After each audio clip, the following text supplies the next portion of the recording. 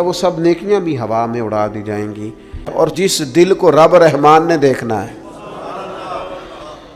اس کی صفائی رکھنا کہ اس میں گندے برے خیالات، ہرس، ہوس، لالچ، حسد، بغض، کینہ، عداوت، بددیانتی، بدگمانی، یہ حضور فرماتے ہیں کچھ لوگ تہامہ پہاڑ جتنی نیکیاں لے کے آئیں گے قیامت کے دن، لیکن وہ اللہ ہوا میں اڑا دے گا۔ کیوں؟ اس لیے کہ لوگوں کے سامنے نیکیاں کرتے تھے، جب اکیلے ہوتے تھے پھر گناہ کرتے تھے، ان کی وہ سب نیکیاں بھی ہوا میں اڑا دی جائیں گی، اور جس دل کو رب رحمان نے دیکھنا ہے اس کی صفائی رکھنا کہ اس میں گندے برے خیالات، ہرس، ہوس، لالچ، حسد، بغض، کینہ، عداوت، بددیانتی، بدگمانی، یہ وہ جو تنہائی کی ناپاکی ہے نا، یعنی وہ جو اکیلے میں رب سے حیا کرنا چاہیے تھا، وہ حیا چونکہ موجود نہیں ہے، تو رب فرمائے گا وہ تو تم نے لوگوں کے سامنے وزادار بن کے وقت گزارا ہے، میرے سامنے تو تمہاری تنہائی بڑی ناپاک رہی، لہذا موجود نہ ہو، چونکہ رب نے دیکھنا۔ اللہ کے پیارے رسول صلی اللہ تعالیٰ علیہ وسلم نے فرمایا اللہ تعالیٰ سے حیا کرو جس طرح حیا کرنے کا حق ہے۔ تو صحابہ کہتے ہیں ہم نے عرض کی یا رسول اللہ صلی اللہ تعالیٰ علیہ وسلم الحمدللہ ہم اللہ سے حیا کرتے ہیں، تو حضور نے فرمایا حیا کا وہ معنی نہیں جو تم نے سمجھا ہے، تو یا رسول اللہ پھر سمجھا دیں کیا معنی ہے حیا کا؟ تو نبی پاک علیہ السلام فرمانے لگے اللہ سے حیا کا حق یہ ہے کہ تم اپنے سر میں جو موجود افکار ہیں ان کی حفاظت کرو، اپنی سوچوں کی حفاظت کرو، پھر تم نے اللہ سے حیا کی۔ اور حضور فرمانے لگے جو کچھ تمہارے پیٹ کے اندر ہے جب تم اس کی حفاظت کرو گے تو پھر تم نے اپنے رب سے کرو، پھر تم نے اللہ سے حیا کی۔ اور حضور فرمانے لگے جو کچھ تمہارے پیٹ کے اندر ہے جب تم اس کی حفاظت کرو گے تو پھر تم نے اپنے رب سے حیا کی، یعنی حرام نہ کھانا۔ نہیں پتہ سارے زمانے کو کہ تمہارا رزق حلال ہے کہ حرام ہے، پر تمہارے رب کو پتہ ہے نا، لہذا حیا کرنا، لقمہ حرام قریب نہ آنے پائے۔ اور حضور علیہ الصلاۃ والسلام فرمانے لگے یہ بھی یاد رکھنا کہ موت اور ہڈیوں کے گل سڑ جانے کو تم نے یاد رکھا ہوا ہو، اور فرمایا یہ بھی یاد رکھنا کہ تم نے قیامت کے دن دوبارہ اٹھنا ہے، رب کی بارگاہ میں کھڑا ہونا ہے۔ اگر تم نے ان سب چیزوں کو یاد رکھا پھر تم نے صحیح معنوں میں اپنے رب سے حیا کی، اور اگر تم نے یہ بھلا دیا ہے اور بس ٹھیک ہے دوڑ کے آئے، نماز پڑھ لی، اور جناب محفل میلاد میں جانے کا وقت آیا تو کہیں سے ادھار ٹوپی لے کے سر پہ اوڑھ لی، اور لباس جو ہے وہ شلوار قمیض والا نکل آیا اور لہجہ بدل گیا، تو پھر کچھ ظاہری طور پر تو چیزیں بہتر کی لیکن حقیقی معنوں میں اپنے رب سے حیا نہیں کی۔ سب سے زیادہ بے نیاز تو اللہ ہے نا، لیکن اگر حضور فرمائیں کہ رب بھی حیا فرماتا ہے،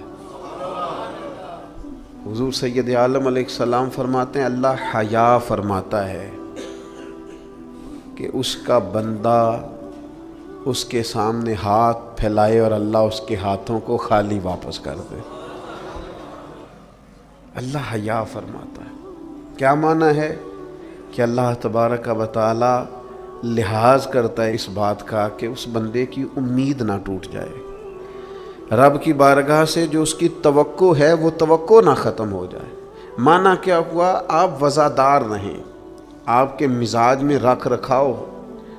بعض لوگ بعض اوقات ایسی بات بول دیتے ہیں، ایسی بات کر دیتے ہیں، اس طرح کی گفتگو ان سے سرزد ہوتی ہے کہ وہ محسوس ہوتا ہے کہ جو اس بندے کی شخصیت ہے نا، جو اس کی پرسنالٹی ہے، اس کے ساتھ وہ بات میچ نہیں ہوئی۔ تجھے تو بہت زیادہ خیال والا ہونا چاہیے تھا، تیرے مزاج کے اندر تو بہت زیادہ وزاداری ہونی چاہیے۔ نبی پاک صلی اللہ تعالیٰ علیہ وسلم نے فرمایا رب حیا کرتا ہے، اور ایک مقام پہ حضور نے فرمایا جب سفید داڑھی والا مسلمان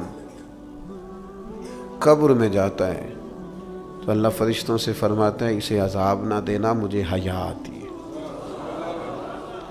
لیکن اگلے لفظ جو حضور نے بیان فرمائے وہ سمجھنے والے ہیں، فرمایا رب کہتا ہے مجھے حیا آتی ہے، تو بندے کو بھی تو حیا کرنا چاہیے، اس کو بھی حیا کرنا چاہیے کہ کوئی تو موقع ایسا ہو جب میں کوتاہیوں سے بچوں۔ اب اگر میری عمر کے تقاضے بڑھ گئے ہیں تو میرے علم کے تقاضے بھی بڑھ جائیں، میری وفاداری کے۔ وہ حضرت حافظ سعدی رحمۃ اللہ علیہ نے ایک مقام پہ فرمایا کرنے لگے، میں نے 20-22 سال کے بوڑھے بھی دیکھے اور میں نے 80-90 سال کے نوجوان بھی دیکھے۔ حضور یہ کیا بات ہوئی؟ فرمانے لگے عمریں بڑی زیادہ ہو گئی ہیں لیکن اپنے مزاج کے لحاظ سے وزادار بچپنا ہے طبیعت میں، ابھی بھی عادات ایسی ہیں کہ جن میں غور کرنے کی ضرورت۔ اور فرماتے ہیں کچھ لوگ ایسے ہیں کہ عمریں تھوڑی ہیں لیکن انہوں نے اپنے آپ کو سمیٹ لیا ہے، بعض چیزوں پر اپنے اوپر پابندی کر لی ہے، بعض چیزوں کا لحاظ کرتے ہیں، کچھ معاملات سے بڑی ہمت کر کے بچتے ہیں۔ پھر انہوں نے نتیجہ نکالا، کہنے لگے میں اس نتیجے پہ پہنچا ہوں کہ بزرگی عمر کے ساتھ نہیں ہوتی، علم اور حلم کے ساتھ ہوتی ہے۔ حضرت غوث اعظم رضی اللہ تعالیٰ عنہ 2000 دینار کا جوڑا پہن کے جمعے کا خطبہ دیتے تھے۔ 2000 دینار کا جوڑا۔ تو آپ کی اہلیہ نے ایک دن کہا کہ حضرت کئی دفعہ ایسے ہوتا ہے کہ صبح کا کھانا گھر میں ہوتا ہے اور شام کا نہیں ہوتا، لیکن آپ جب منبر کی طرف بڑھتے ہیں تو آپ کا لباس اتنا شاہانہ ہوتا ہے کہ لوگ سمجھتے ہیں پتہ نہیں ہم کتنے کو مالدار ہیں۔ تو حضرت فرمانے لگے یہی تو میں چاہتا ہوں، میں نہیں چاہتا کہ میں پھٹے کپڑے پہن کے رکھوں اور لوگ جاتی دفعہ میرے ہاتھوں میں نذرانہ تھما کے جائیں کہ یہ رکھ لیں، لباس لے لیجئے گا۔ فرمایا اس طرح کا لباس پہنیں گے، اس طرح کی وزاداری اختیار کریں گے کہ جدھر جدھر سے گزریں گے لوگ سمجھیں گے کہ اللہ نے دینداروں کو بڑا بے نیاز بنایا ہوا ہے۔ ہم اپنی وزاداری کے اندر کیوں کوئی کمزوری لائیں؟ اپنے مزاج کے اندر آپ یقین کریں حضرت سعدی شیرازی قرضہ پکڑ کے مہمان نوازی کرتے تھے، قرضے پکڑ پکڑ کے لوگوں کو کھانا کھلانا، اس لیے کہ وزاداری قائم رہے اور کسی جگہ کسی کمزوری کا اظہار نہیں کرنا تاکہ کسی کو پتہ نہ چل جائے، کوئی یہ نہ سمجھے کہ دین کے نام پہ آئے ہیں تو بار بار یہاں سے سوال ہو رہا ہے۔ تو یہ حیا ہے، یہ خوبصورتی ہے، یہ مزاج کا حسن ہے۔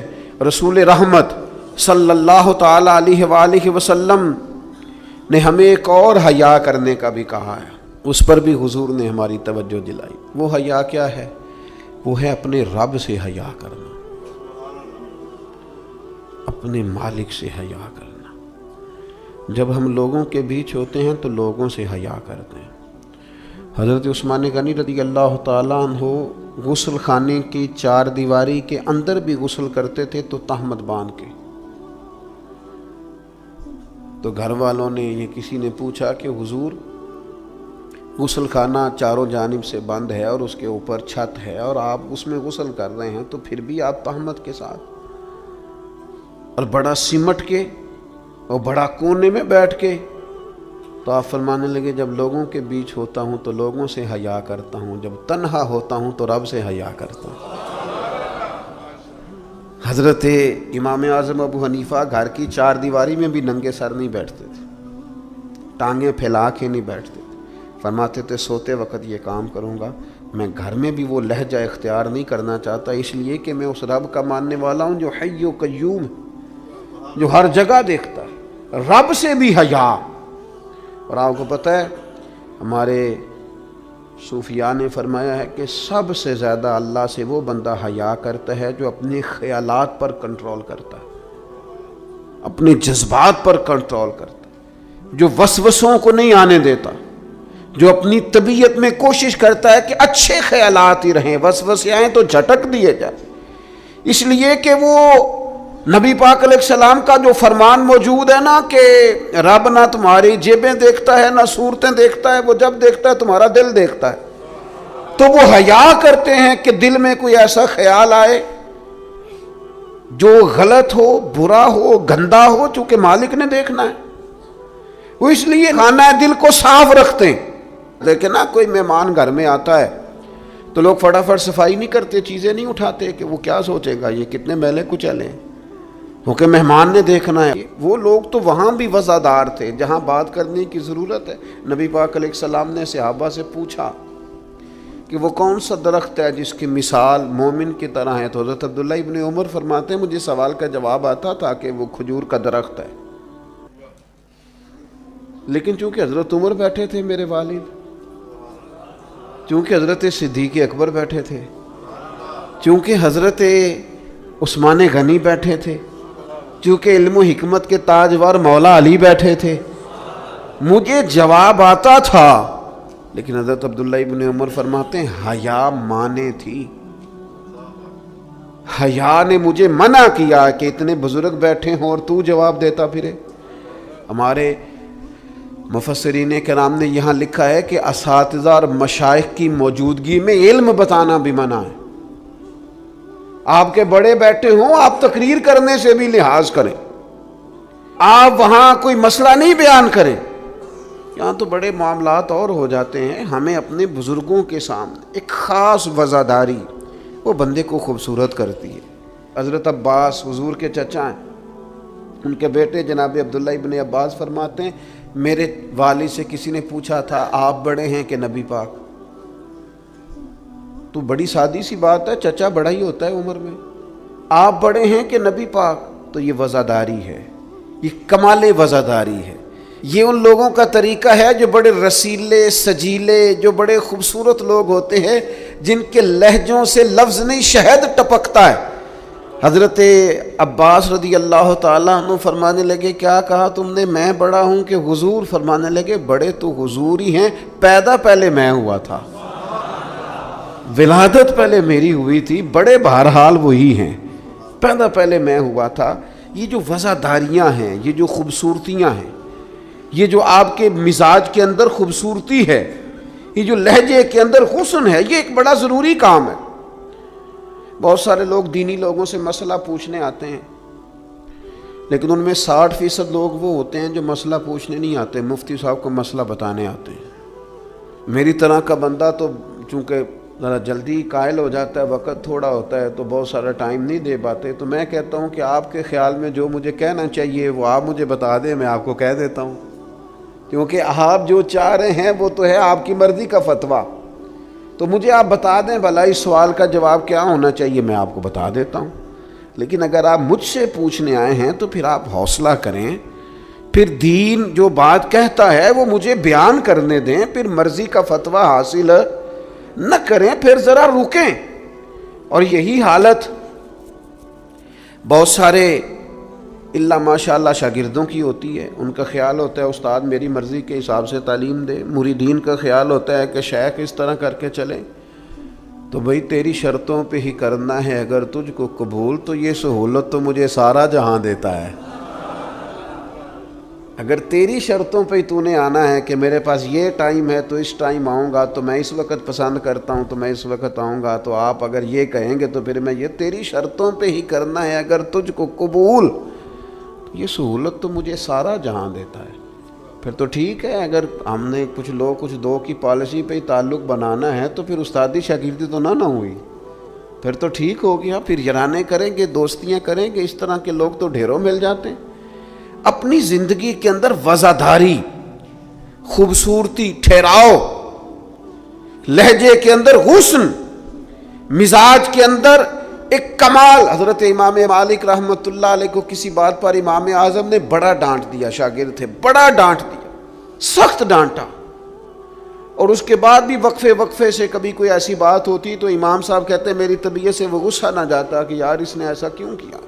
کچھ عرصے کے بعد جا کے وہ بات کھلی کہ جس بات پر امام ابو مالک کو ڈانٹا ہے ان کی تو غلطی نہیں تھی، دوسرے کلاس فیلو کی غلطی تھی، ان کی تو انہوں نے تو یہ بات کہی نہیں، تو کسی اور نے کہی تھی اور نام ان کا لگ گیا۔ بچے کر دیتے ہیں نا شرارت، کسی نے کی نام کسی، تو امام اعظم ابو حنیفہ رحمۃ اللہ علیہ امام مالک سے کہنے لگے بیٹا تم نے بتایا کیوں نہیں، اتنی ڈانٹ کھا لی۔ حضرت امام مالک نے سر جھکا لیا، کہنے لگے حضور لوگوں کے جسموں پر لوگوں کا احسان ہوتا ہے، میری تو سانسوں پر بھی تیرا احسان ہے، میری سانسیں بھی تیری مقروض ہیں۔